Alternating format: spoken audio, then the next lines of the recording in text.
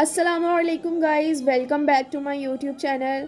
So in this video I will tell you about the important essays of Urdu 10th class. Urdu में कौन कौन से ऐसे मज़ामीन हैं जो आपको लाजमी तौर पे करके जाने चाहिए, कौन से ऐसे टॉपिक्स हैं जिनको आप स्किप आउट कर सकते हैं, ये सब हम इस वीडियो में डिस्कस करेंगे। इंग्लिश के जो इम्पॉर्टेंट एसेस थे या जो उनसे टॉपिक्स आपको करके जाने चाहिए वो मैं ऑलरेडी वीडियो अपलोड कर चुकी हूँ। You can visit my channel and watch that video.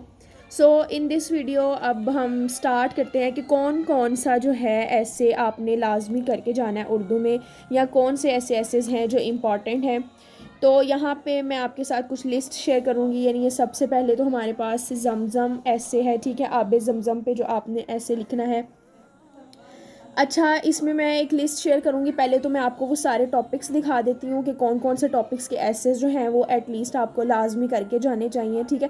देखें, जो बोर्ड में ऐसे आता है वो अनसीन भी आ सकता है, वो कोई भी टॉपिक आपको दे सकते हैं जिस पे आपने ऐसे लिखना होता है। आपके पेपर के अंदर एसेस वाला जो पोर्शन होता है ना, एक्चुअली में this portion is about the self writing, कि जो स्टूडेंट है वो कितना अच्छे से सेल्फ राइट कर सकता है। अब ऑब्वियसली एसेस जो हैं वो लेंथी लिखने होते हैं, तो बहुत ज़्यादा जिनका तो रट्टा स्ट्रॉन्ग है या जिनको रट्टा लगाने की आदत है, तो वो भी अगर रट्टा लगाएं तो देखें इतने ज़्यादा टॉपिक्स हो जाते हैं और हर टॉपिक के आप दो दो तीन तीन पेजेस याद करें ऐसे का, क्योंकि एटलीस्ट इतना तो लिखना ही है। तो इट्स मतलब it seems the difficult task, तो इसलिए आई प्रेफर कि आप लोग सेल्फ़ राइटिंग पे ज़्यादा से ज़्यादा तवज्जो करें। जो टॉपिक्स होते हैं ना एसेस के, मज़ामीन के, उर्दू में इंग्लिश में एसेस के, तो ये आपको ख़ुद से मतलब लिख सकना चाहिए, ठीक है। यानी कोई भी टॉपिक आ जाए तो आप उसको लिख सकते हो। लेकिन फ़िलहाल यहाँ पे हम कुछ एसेस के टॉपिक्स डिस्कस करेंगे जो बोर्ड पॉइंट ऑफ व्यू से इंपॉर्टेंट है या जो आपको लाजमी करके जाने चाहिए, ठीक है। अच्छा, यहाँ पे एक लिस्ट है जो मैं आपके साथ शेयर कर रही हूँ कि जो एसेस हैं जो आपको करके जाने चाहिए, ठीक है। अब इस लिस्ट में हम बारी बारी इन टॉपिक्स को डिस्कस करेंगे कि कौन सा टॉपिक ज़्यादा इंपॉर्टेंट है, कौन सा ज़्यादा इंपॉर्टेंट नहीं है, कौन से वाले को आप स्किप कर सकते हैं, ठीक है। अच्छा, सबसे पहले तो हमारे पास जमज़म का ऐसे है, ठीक है, आब जमज़म का, ये इंपॉर्टेंट है, ये आपको करना चाहिए।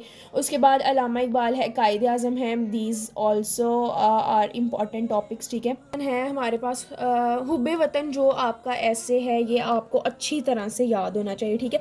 अगर मैं इन ऐसेस की बात करूँ तो इसमें से आपको अल्लामा इकबाल, कायदे आज़म, हुब्बे वतन, ये वाले जो ऐसेस हैं ना ये बहुत अच्छी तरह से याद होने चाहिए, ठीक है। उसके बाद अगर आगे आ जाते हैं हमारे पास जो है यौम आज़ादी, अताते वालदैन है, शजरकारी की अहमियत है, टेक्निकल एजुकेशन है, ठीक है। अब इसके अंदर अगर मैं देखूँ ना तो ये जो टेक्निकल एजुकेशन है ना ये इम्पॉर्टेंट है, ठीक है। ये आपको बहुत अच्छी तरह से जो है वो याद होना चाहिए, ठीक है। उसके बाद जो आगे आ जाता है हमारे पास डेंगू बुखार है। अच्छा, ये जो है ना डेंगू बुखार, इसको आप स्किप भी कर सकते हैं, ठीक है। ये मतलब एक ज़माने जब ये डेंगू बहुत ज़्यादा मतलब हुआ था तो उस वक्त जो है ये एक इम्पॉर्टेंट टॉपिक ऐड हो गया था, बट फ़िलहाल के लिए कोई इतना ज़्यादा ख़ास इम्पॉर्टेंट नहीं है। अगर आप स्किप करना चाहते हैं इसको तो आप कर सकते हैं, ठीक है। आगे आ जाता है हमारे पास फोग और स्मॉग जो है। आजकल आपको पता है जैसे स्मॉग का हमारे कंट्री में बहुत ज़्यादा इसका है कि स्मॉग बहुत ज़्यादा हो जाती है, तो ये जो टॉपिक है ना ये इमर्जिंग टॉपिक है जो आपकी फ़िलहाल जो सराउंडिंग से रिलेट करता है, ठीक है। जैसे कि अभी मैंने टेक्निकल एजुकेशन भी कहा है ना, ये इंपॉर्टेंट है, क्यों? क्योंकि जैसे जैसे टाइम गुजर रहा है ये टेक्निकल एजुकेशन की इंपॉर्टेंस जो है वो बढ़ रही है, इसके साथ एक्सपोजर बहुत ज़्यादा हो रहा है, ठीक है। तो इसीलिए ये जो चीज़ है ना ये आपका ये टॉपिक इंपॉर्टेंट है। इसी तरह स्मोक का टॉपिक भी इंपॉर्टेंट है, फोग और स्मोक वाला टॉपिक, ठीक है। उसके बाद आगे आ जाता है तालीम निस्वा और मुल्क की तरक्की, ठीक है, ये भी इंपॉर्टेंट है, ये भी आपने करके जाना है। आगे आ जाता है हमारे पास ईद है, ठीक है, लाइब्रेरी है, गदागरी है, सैर व सियाहत है, सैलाब है। तो ये कुछ ऐसे टॉपिक्स हैं जो आ सकते हैं बट इतने ज़्यादा इंपॉर्टेंट नहीं है। उसके बाद मेरी पसंदीदा किताब है देहाती और शहरी ज़िंदगी है। ये दोनों जो एसेस हैं ये इंपॉर्टेंट हैं, ये आपने लाजमी करने हैं। आगे आ जाते हैं हमारे पास ज़लज़ले की तबाहकारियाँ, ठीक है। तो ये ऐसे टॉपिक्स में आगे, जैसे ऊपर सैलाब था, अब ज़लज़ले की तबाहकारियाँ आ गई, ठीक है, तंबाकू नोशी के नुकसानात आ गए। तो ये वाले सारे दो टॉपिक्स इस तरह के टॉपिक्स हैं कि जिनको आपको बहुत ज़्यादा अगर अच्छे तरीके से आप नहीं भी याद करते तो इट्स ओके, ठीक है। बट जो मोस्ट इम्पॉर्टेंट एसेस हैं जो आपको लाजमी तौर पर करके जाने चाहिए चाहिए, उनको आपको अच्छी तरह से पढ़ के जाना चाहिए।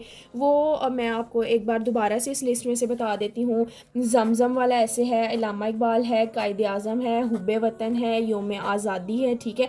शजरकारी की अहमियत है, अतात वालिदैन is important, somehow important, ठीक है। उसके बाद आगे फोग एंड स्मॉग, ये भी सम हाउ इम्पॉर्टेंट, ठीक है, इंपॉर्टेंट है ये। टेक्निकल एजुकेशन वेरी इंपॉर्टेंट है, ठीक है। तालीम निस्वां और मुल्की तरक्की जो है ये इंपॉर्टेंट है। उसके बाद ये वाले कुछ ऐसे टॉपिक्स हैं जिनको आप स्किप कर सकते हैं। देहाती और शहरी ज़िंदगी वेरी इंपॉर्टेंट, ठीक है। उसके बाद जो आ जाता है तंबाकू नौशी के नुकसान, ये भी कहीं समहाउ थोड़ा बहुत इंपॉर्टेंट है, बट अगर आप ये दोनों चीज़ें स्किप कर मतलब करना चाहते हैं तो आप कर सकते हैं, ठीक है।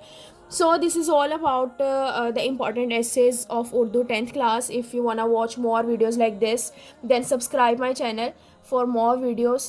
Hope so you like the video. You can visit my channel and also watch the videos about the important essays in English for 10th class. Okay, Allah Hafiz.